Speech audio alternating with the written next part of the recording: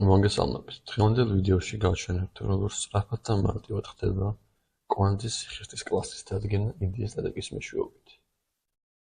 როგორც ხედავთ, არსებული კვანძი გამოთვლებმა დაადგინა, რომ მიეცადაგება ნახევრად ხის დაერთებას. შესაბამისად, ის საჭიროებს დამატებით დამუშავებას და გაძლიერებას.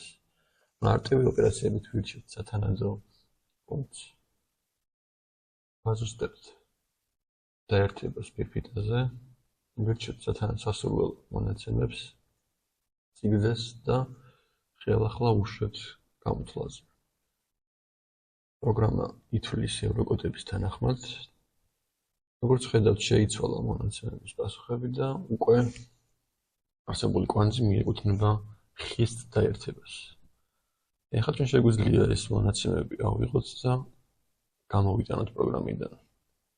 მარტივი ორი კნოპკით ხდება ამ კვანძის დაექსპორტება სხვადასხვა ფორმატში, მაგალითად PDF ფორმატში.